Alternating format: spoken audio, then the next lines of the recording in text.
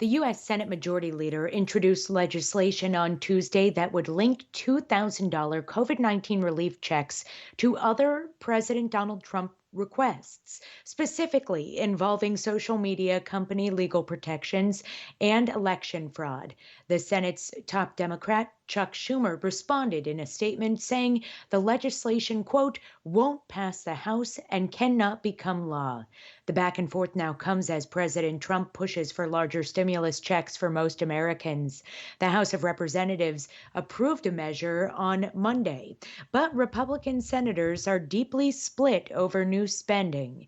Majority Leader Mitch McConnell blocked a swift vote proposed by Senate Democrats Tuesday. McConnell says the Senate will begin a process to address the issue, but the next steps are highly uncertain, and it's quite possible no bill passes. Meanwhile, President Trump is urging the Republican majority Senate to uphold his veto of a $740 billion defense spending measure. More than 100 Republicans joined with Democrats Monday to approve the override of the veto, which would be the first of the Trump presidency. The Senate is expected to consider the measure later this week. The $740 billion National Defense Authorization Act affirms a 3% pay raise for U.S. troops, improvements for military housing, and more. The coronavirus variant spreading first in the United Kingdom has now been detected in the United States.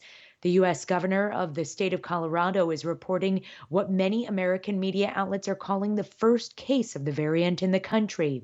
Governor Jared Polis tweeted Tuesday the patient is a male in his 20s with no travel history. President-elect Joe Biden is criticizing the Trump administration for the pace of COVID-19 vaccine distribution.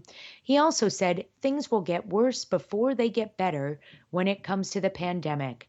The president-elect made the statement during remarks in the U.S. city of Wilmington, Delaware on Tuesday. He added that the next few weeks and months are going to be the hardest for the nation, quote, maybe even the toughest during the entire pandemic. President-elect Biden went after the Trump administration over its vaccination efforts, warning that the project, Operation Warp Speed, is moving at a slower pace than needed.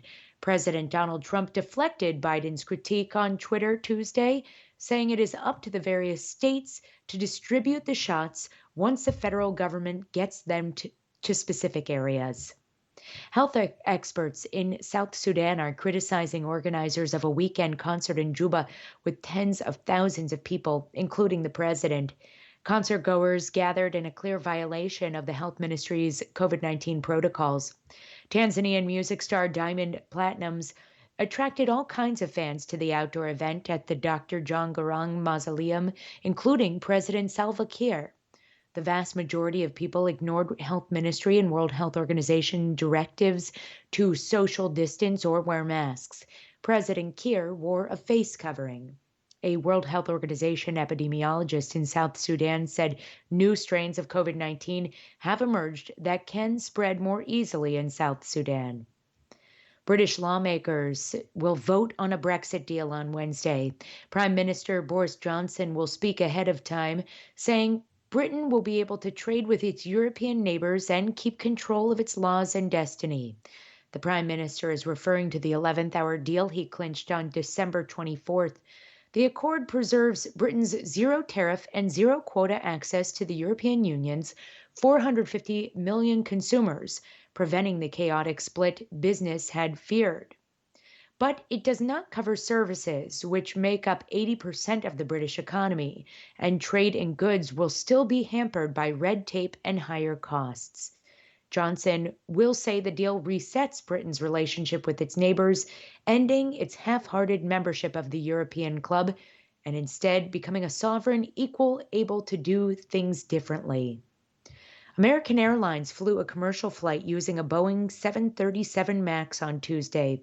It's the first flight in U.S. skies since MAX planes were grounded after two deadly crashes in recent years.